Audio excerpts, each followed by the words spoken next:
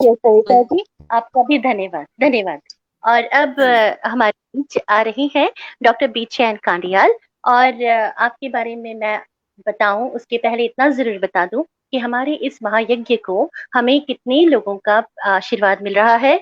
हमें केंद्रीय हिंदी शिक्षण मंडल के उपाध्यक्ष अनिल शर्मा जोशी जी का शुभकामना संदेश प्राप्त हुआ है।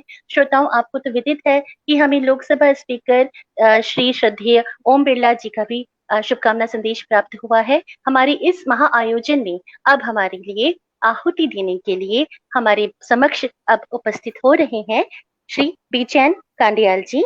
और इनके बारे में मैं क्या बताऊं आपको, ये बचपने से साहित्य सृजन में संलग्न है और रचनाधर्मी है।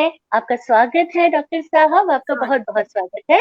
और आपके बारे में थोड़ी सी जानकारी मैं अपने श्रोताओं को देना चाहूंगी, जो मेरा सौभाग्य होगा।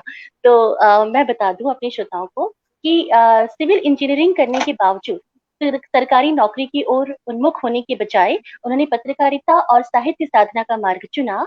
आज वह रचना धर्मिता की विभिन्न विधाओं पर समान रूप से पकड़ रखते हैं। साहित्यकार के रूप में यह वर्तमान में हिंदी रचना संसार की सेवा में जुटे हुए हैं। डॉक्टर बीचैन कांडियाल जी फिल्मों की पटकथा लेखन से लेकर निर्माण और निर्देशन में भी कई उल्लेखनीय उपलब्धियां इनको हासिल हैं। आकाशवाणी दूरदर्शन को खैर पर इन्होंने लगातार अपनी प्रसारण किया, इनकी रचनाओं का प्रसारण हुआ है और जनसेवा तक की हर विधा में यह समान रूप से पकड़ सकते हैं। आपकी कहानियां, कविता, लेख और फीचर विभिन्न पत्र पत्रिकाओं में कई वर्षों से लगातार छपे जा रहे हैं। और आपने सीमांत वार्ता दैनिक समाचार पत्र जो है उसका और साहित्यिक पत्रिका हिमालय विरासत एवं स्वास्थ्य विभाग उत्तराखंड की पत्रिका आयुष्मान के संपादन सहित आकाशवाणी में उद्घोषक के रूप में भी 12 साल तक काम किया है।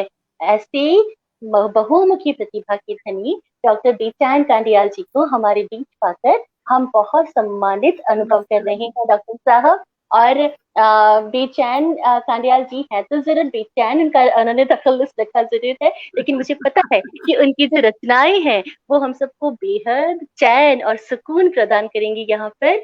और आपका ज्यादा वक्त नहीं लेते हुए मैं सोनाली अपनी सह संचालक अनीता जी के साथ आपका बहुत बहुत बहुत स्वागत करती हूँ और मंच आपके सुपुर्द करती हूँ। स्वागत है। मेरी आवाज आ पा रही है? बिल्कुल आ रही है, लाउड एंड क्लियर। जी। माँ भारती कविता महायज्ञ में आहुति डालने वाले सभी देश और विदेश के रचनाधर्मियों का, साहित्यकारों का, कवियों का सबसे पहले मैं अभिनंदन वंदन करता हूं। और जिनकी प्रेरणा से ये हो रहा है, श्रद्धेय हरीश नवल जी का मैं बहुत आभार व्यक्त करता हूं। साथ में उनके सहयोगी नरेश जोशी जी, इनका भी मैं आभार व्यक्त करता हूं। और ये मेरे लिए बहुत ही परम सौभाग्य का दिन है कि इस पटल पर मुझे उपस्थित होने का आदेश मिला है। और उससे भी बड़ा सौभाग्य ये है कि जिनके समक्ष मैं रूबरू हो रहा हूं, दो विदुषी संचालिकाएं सोनाली जी और अनीता जी से मैं रूबरू हो रहा हूँ। ये बहुत ही अच्छी बात है।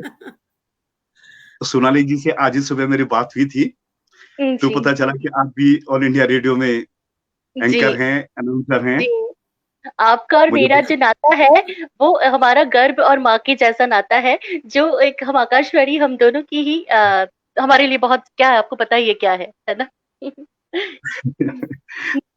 तो मैंने यही कहा कि आप मेरी विदा की हैं तो अच्छा है, ट्यूनिंग अच्छी रहेगी। तो मैं आप सब लोगों का आभार व्यक्त करता हूँ। और मेरा बहुत ज्यादा क्रिएशन तो नहीं है हिंदी साहित्य में, एक अभिरुचि है और कुल मिला के 6-7 किताबें हैं अभी। कम लिखी है। अरे आपकी सौजन्यता, आपकी सज्जनता को मैं यहाँ से नमन करती हूँ। आप इतनी सज्जनता से अपनी इतनी उपलब्धियों को बता रहे हैं। जी। क्या बात है। तो मेरी जो विधा है मूल रूप से गजलें, शेर और छंदमुक्त कविता और मुक्तक, इनमें मैंने थोड़ी बहुत रचना की है। सुर मेरा बहुत अच्छा नहीं है, इसलिए मैं गाकर नहीं सुनाऊंगा आपको। नहीं नहीं, तो आप जैसा भी सुनाएंगे वो हमसे हमारे दिल तक पहुंचेगा। आप प्लीज हमें सुनाइए। हाँ, दूसरा क्या है कि कई बारी नेटवर्क इशू भी शायद होगा मेरे यहाँ, और टेलीफोनिक कॉल बहुत होती है, तो बीच बीच में थोड़ा डिस्टर्ब होऊंगा मैं। कोई दिक्कत नहीं है, मैं जुड़ा रहूंगा, लगातार जुड़ने की कोशिश करूंगा आपके साथ में।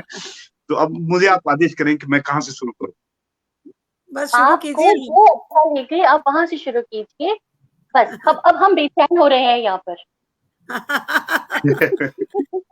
बेचैन जी को सुनने के लिए सभी बेचैन हो रहे हैं, हम ही नहीं और लोग भी। ओम सप्रा जी, नीता जोशी जी, मैजिक मैन खुद आपका काव्य पाठ सुनने के लिए उपस्थित हैं, और जय हो और सुलेखा मिश्रा जी, बहुत लोग आपको सुनने के लिए बेचैन हो रहे हैं, और सभी बोल रहे हैं कि शुरू कीजिए बस आप।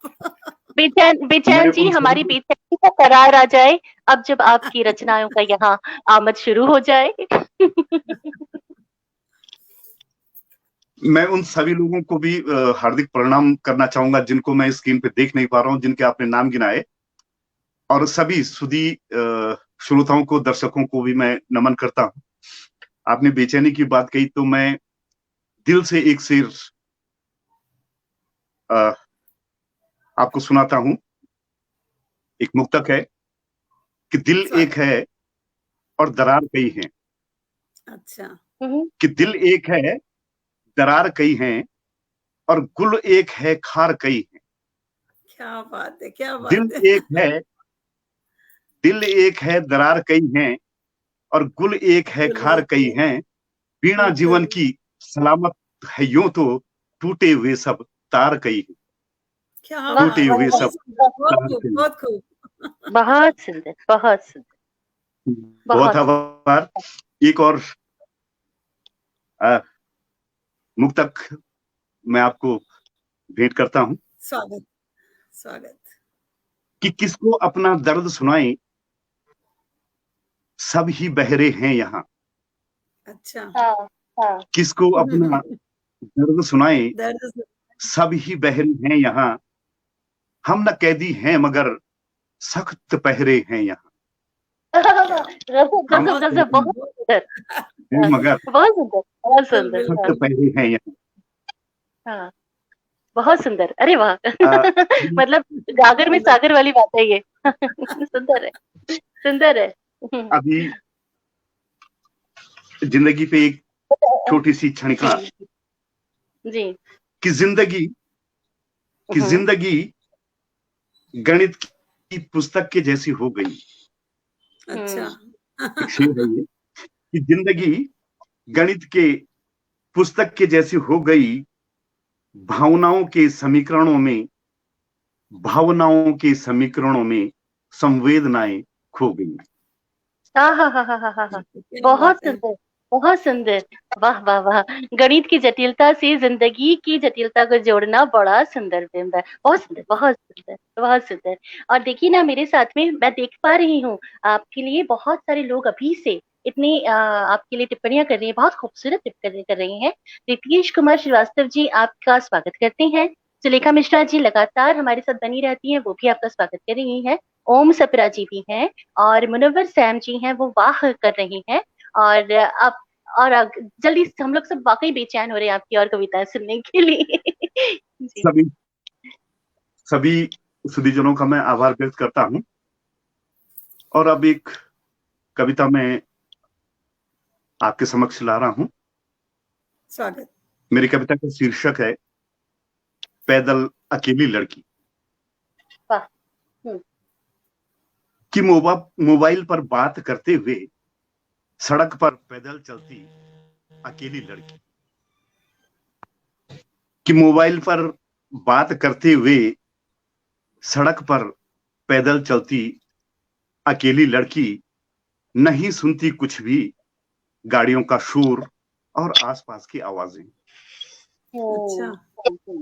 कि मोबाइल पर बात करते हुए सड़क पर पैदल चलती अकेली लड़की नहीं सुनती कुछ भी, गाड़ियों का शोर और आसपास की आवाजें, नहीं देखती कुछ भी दाएं और बाएं, नहीं देखती कुछ भी दाएं और बाएं, बस बेखबर हो जैसे, बस बेखबर हो जैसे मोबाइल से इतर बाहर की दुनिया से। बस बेखबर हो जैसे मोबाइल से इतर बाहर की दुनिया से, लेकिन ऐसा सिर्फ हमें लगता है।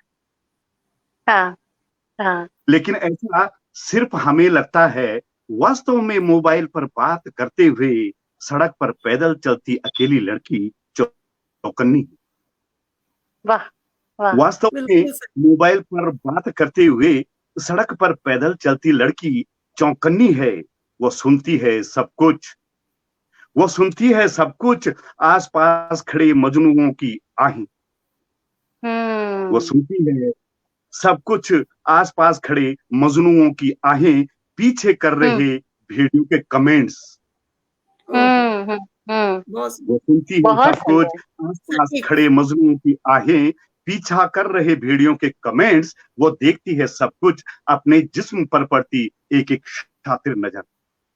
वाह वाह वाह वाह वाह। वो देखती है सब कुछ, अपने जिस्म पर पड़ती एक एक शातिर नजर। वो देखती है कामुक बहशियों की आंखों में तैरती उद्विग्न कामनाएं।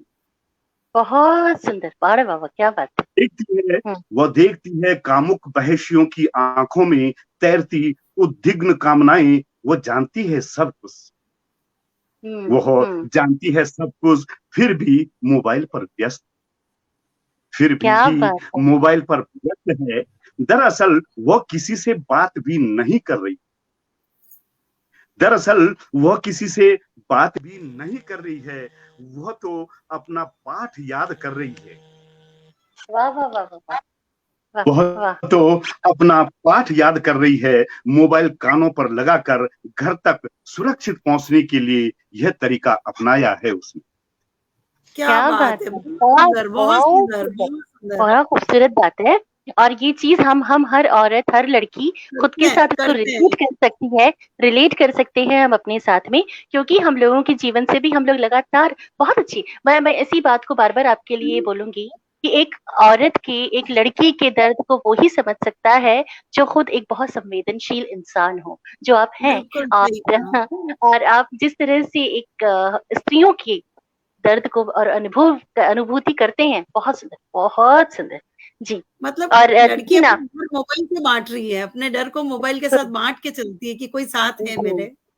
और कमलेश पांडे पुष्प जी लिख रहे हैं यथार्थ चित्रण है, और ओम सप्रा जी फिर लिखते हैं मार्मिक रचना है आपकी, और सुलेखा मिश्रा जी वाह लिख रही हैं। हाँ, जी। नीता जोशी जी लिख रही सत्य स्थिति है, बिल्कुल सत्य है। बहुत धन्यवाद आप सभी जनों का। ये मेरा सौभाग्य है कि माननीय पूर्व शिक्षा मंत्री भारत के और भारत के सुप्रसिद्ध लेखक डॉक्टर रमेश पोखरियाल निशंक जी के सानिध्य में मुझे पिछले 33 वर्षों से रहने का सौभाग्य प्राप्त हुआ है। वाह वाह वाह। और ये वजह है कि लिखना भी सीखा उनसे, उनकी प्रेरणा से ही थोड़ा बहुत ये संसार है मेरा रचना का। निशंक जी के आप बड़े ही सुपात्र और बड़े ही गुणी शिष्य हैं, और गुरु को ऐसे शिष्य पर गर्व होगा, ये मैं दावे से कह सकती हूँ। तो मैंने देखा है सुबह से रात तक उनको काम करते हुए, और अक्सर लोग कहते हैं कि मुझे पूछते हैं, मेरे मित्रगण पूछते हैं या लोग पूछते हैं जो भी हैं, पॉलिटिशियन हैं या पॉलिटिक्स से बाहर के लोग हैं, कहते हैं निशंक जी कब लिखते हैं। मैंने महसूस किया कि कितने लोग दिन भर में आते हैं मिलने, किसी को इलाज के लिए पैसा चाहिए, किसी को बेटे का एडमिशन कराना है, किसी को पत्नी का ऑपरेशन कराना है, किसी की फीस नहीं हो पा रही है, किसी का बैंक का लोन बढ़ गया, तो सारी समस्याएं दिन ब दिन, दिन भर समस्याएं रहती हैं। और उन्हीं समस्याओं से निशंक जी कहते हैं कि मैं अपनी कविताएं और अपनी कहानियां निकाल लेता हूँ। क्या बात है, क्या बात है, क्या बात है, यही तो है ना। कहानियां हमारे आसपास ही घूमती हैं, बस उनको पकड़ के लिखना पड़ता है, बाकी कहानियां तो बहुत घूमती है आसपास। जी, उनकी पहचान जरूरी है। सैकड़ों कहानियां रोज मेरे पास आती हैं और उनको ही मैं लिखता हूँ, अलग से मुझे लिखने की जरूरत नहीं पड़ती, ये उनका कहना है। लेकिन ये संदर्भ मैंने इसलिए दिया कि ये मैंने भी महसूस किया, क्योंकि अधिकतम उन लोगों से मेरा भी संपर्क होता है और मुझे सुनना भी पड़ता है, उन लोगों को कहीं का समाधान भी करना पड़ता है। और राजनीति में बहुत व्यस्तताएं होती हैं, आपकी बहुत बाध्यताएं भी होती हैं। कई बार आप कोशिश करते हैं किसी को मदद करने के लिए, वो मिल नहीं पाती। सही बात है। कुछ कानूनी पेचीदगियां होती हैं, कुछ शासन की पेचीदगियां होती हैं। जी, ये सब मैंने महसूस किया। ये सब मैं इसलिए आपसे कह रहा हूँ कि मैं अगली जो अपनी कविता सुनाने जा रहा हूँ जी, वो ठीक ऐसी है। बिल्कुल, स्वागत है, सुनाइए।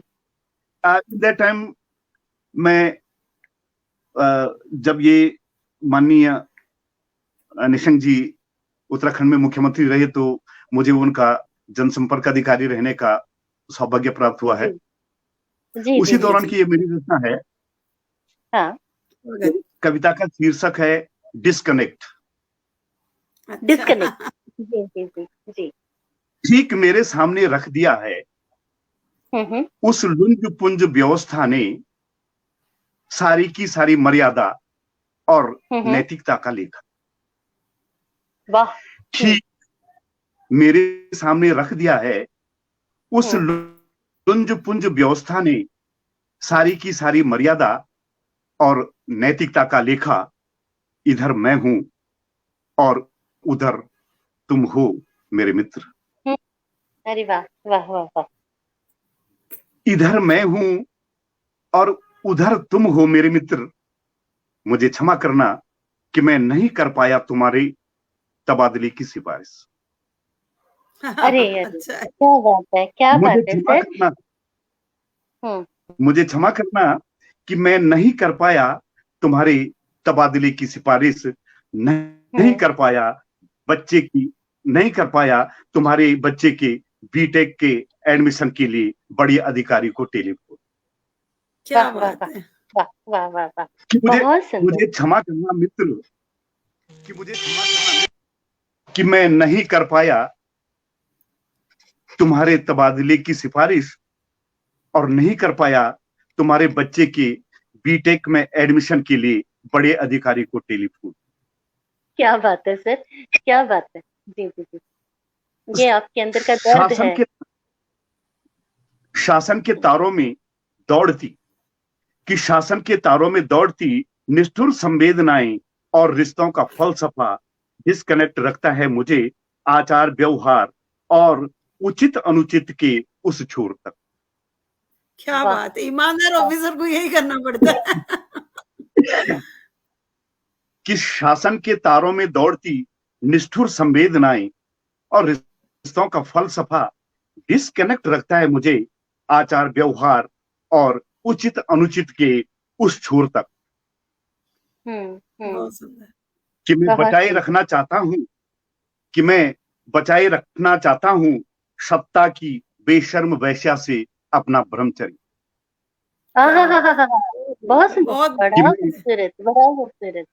कि मैं बचाए रखना चाहता हूं सत्ता की बेशर्म वैश्या से अपना ब्रह्मचर्य। टेलीफोन और मेरे बीच एक पूरा तंत्र पसरा हुआ है। टेलीफोन और मेरे बीच एक पूरा तंत्र पसरा हुआ है लोक के लिए ईमान की नई इबारत रखने के भ्रम में। कि टेलीफोन और मेरे बीच एक पूरा तंत्र पसरा हुआ है लोक के लिए ईमान की नई इबारत लिखने के भ्रम में। विक्षिप्त अभिलाषाओं के वशीभूत फर्ज और रिश्तों के मध्य झूलते हुए मैं कल के लिए अमरत्व की मुख साधना का मार्ग ढूंढ रहा हूं। बहुत सुंदर, बहुत सुंदर। ये आपके अंदर बहुत सुंदर है, जो आपके अंदर का एक द्वंद्व है जो आपको रोकता है बहुत कुछ करने से, क्योंकि आप बंधे हुए हैं अपने दायित्वों से, अपने कर्तव्यों से, और फिर भी आपका जो बेचैनी है आपके अंदर की, वो आपने इसमें बहुत बहुत बहुत खूबसूरती से आपने इसमें बयां की है। और इस बात को तस्दीक करेंगी मेरी बात को, सुलेखा जी भी कर रही हैं और शेखर आजाद जी भी कर रहे हैं। इस बात को वो लगता मान रहे हैं कि हाँ, जो आपने लिखा है वो बिल्कुल अक्षरशः वाकई सत्य बात सटीक रचना, एकदम है। सटीक रचना, बहुत सुंदर। बहुत धन्यवाद। मैं आगे आगे सुना बढ़ा इस पोएम को जी। कि टेलीफोन और मेरे बीच, जरा ध्यान दें, उलझी हुई है थोड़ा लाइनें, कि टेलीफोन और मेरे बीच एक पूरा तंत्र पसरा हुआ है। लोक के लिए ईमान की नई इबारत लिखने के भ्रम में विक्षिप्त अभिलाषाओं के वशीभूत, फर्ज और रिश्तों के मध्य झूलते हुए मैं कल के लिए अमरत्व की मूक साधना का मार्ग ढूंढ रहा हूं कि सारी की सारी मर्यादा और नैतिकता का लेखा पहाड़ की तरह खड़ा है मेरे आगे। वाह वाह वाह वाह, हाँ, बहुत सुंदर। कि सारी की सारी मर्यादा और नैतिकता का लेखा पहाड़ की तरह खड़ा है मेरे आगे। मैं समझता हूं कि अनचाहा अहम नहीं है तुम्हारे मेरे मध्य। कि मैं समझता हूं अनचाहा कि मैं समझता हूं अनचाहा अहम नहीं है तुम्हारे मेरे मध्य, फिर भी मजबूरियां लिपटी हुई हैं बेड़ियों की तरह मेरे फर्ज पर। बहुत सुंदर, बहुत सुंदर। मैं समझता हूं कि अनचाहा अहम नहीं है तुम्हारे मेरे मध्य, फिर भी मजबूरियां लिपटी हुई हैं बेड़ियों की तरह मेरे फर्ज पर। क्षमा करना मित्र, क्षमा करना मित्र, मैं नहीं कर पाया तुम्हारे लिए न तुम्हारे तबादले की सिफारिश और न तुम्हारे बेटे के एडमिशन के लिए टेलीफोन। बहुत सुंदर, बहुत सुंदर। ये आपने सच में अपने आसपास की बेचैनी को, अपने आसपास की तकलीफों को अपनी कविता में शब्द दिए हैं। बहुत सुंदर है सर, बड़ा खूबसूरत। आगे आपकी रचना। अभी एक गजल की ओर मैं आपको ले चलता हूँ। वाह वाह वाह, बहुत सुंदर। मैं खाली पढ़ के सुनाऊंगा, गाऊंगा नहीं। हाँ। तो मैं समझता हूँ कि पढ़कर सुनने में, शेर में जो आनंद है, शायद वो गाकर सुनने में नहीं। अरे ये मैं आपको इसके साथ में इत्तेफाक रखती हूँ, क्योंकि खुद मैं भी तरन्नुम में नहीं गाती हूँ, मैं भी पढ़ करके ही बोलती हूँ। और इसके बाद मैं बिल्कुल आपके साथ सहमत हूँ मैं। जी जी, आप सुनाइए। क्योंकि आप भी आवाज की दुनिया के हैं और मैं भी आवाज की दुनिया में रहा हूँ। तो मेरा मानना है कि यदि आप विजुअल और ऑडियो दोनों एक साथ सुनते हैं तो ध्यान थोड़ा सा ना कन्वर्ट होता है। करेक्ट है, ये आपने एकदम, जैसे कहते हैं ना, एकदम निशाना सही जगह लगाया, सटीक एकदम बोल साए है सर। ये यही होता है, यही होता है। ठीक उसी तरह यदि आप शब्दों को सुने और शब्दों को संगीत के साथ सुने तो थोड़ा सा कन्वर्ट सा हो जाता है। एग्जैक्टली। जी जी। मैं इसको सुना रहा हूँ। बिल्कुल। कि उखड़े उखड़े से रहते हो, क्या बात है भाई जी, कुछ नहीं किसी से कहते हो, क्या बात है भाई जी। क्या बात है। उखड़े उखड़े से रहते हो, क्या बात है भाई जी, कुछ नहीं किसी से कहते हो, क्या बात है भाई जी। पंडित थे तुम पूजन अर्चन के, कल तक तो तुम मंदिर में। हाँ हाँ। पंडित थे पूजन अर्चन के, कल तक तो तुम मंदिर में, अब मैखाने में ही रहते हो, क्या बात है भाई जी। भाई जी, क्या बात है, क्या बात है। कि पंडित थे तुम पूजन अर्चन के, कल तक तो तुम मंदिर में, अब मैखाने में रहते हो, क्या बात है भाई जी। और राह तुम्हारे डाम अनेकों खड़े हुए विरोधों के, कि राह तुम्हारे डाम अनेकों खड़े हुए हैं विरोधों के, फिर भी दरिया से बहते हो, क्या बात है भाई जी। क्या बात है, क्या बात है। हाँ, क्या रवानी है, इस वाकई दरिया सी रवानी है। जी जी जी जी। राह तुम्हारे डाम अनेकों खड़े हुए हैं विरोधों के, फिर भी दरिया से बहते हो, क्या बात है भाई जी। और दवा लगाते देखा तुमको हर इस उसके मरहम पर, दवा लगाते देखा तुमको हर इस उसके जख्मों पर, कि दवा लगाते देखा तुमको हर इस उसके जख्मों पर, अपना गम खुद ही सहते हो, क्या बात है भाई जी। क्या बात है भाई जी। अपना गम खुद ही सहते हो, क्या बात है भाई जी। जी जी। और दवा लगाते देखा तुमको, हर इस उसके जख्मों पर अपना गम खुद ही सहते हो। क्या बात है भाई जी। और आलीशान इमारत का अंजाम न जाने क्या हो बेचैन, कि इस आलीशान इमारत का अंजाम न जाने क्या हो बेचैन, नींव के पत्थर ही ढहते हो। क्या बात है भाई जी, क्या बात है भाई। वाह वाह वाह वाह, बहुत सुंदर, बहुत सुंदर। आपने बड़ी खूबसूरती से भाई जी के साथ जो आपने इस गजल का, जो आपने बहुत एक रवानी है, जो एक लयात्मकता है, बड़ी खूबसूरत है। और कहने को मैंने पहली बार गजल में भाई जी का उपयोग सुना है, पर क्या रंग आया है वो भी, बहुत सुंदर है, बड़ी सुंदर चीज है। और थोड़ा सा ना आप मेरी बात को समझेंगे ना कांडियाल साहब, कि वक्त की थोड़ी सी हमें अभी इस बार पाबंदी है ना, और आपका इतना व्यस्त आपका पूरा शेड्यूल है, उसके बीच में भी आपने हमारे लिए इतना वक्त निकाला, उसके लिए तो हम आपके पूरी तरह से शुक्रगुजार हैं, एहसानमंद हैं। और आपके आने से हमारा मन जितना अमीर हुआ, हम लोग इतने दौलतमंद हुए आपकी लेखनी को सुनकर, ये बहुत हमारी खुशकिस्मती है डॉक्टर साहब। और आशा करती हूँ कि अगली बार आगे हम आपके साथ में एक बहुत लंबा सेशन बिना किसी व्यवधान के, बिना किसी रुकावट के जरूर पूरा करेंगे।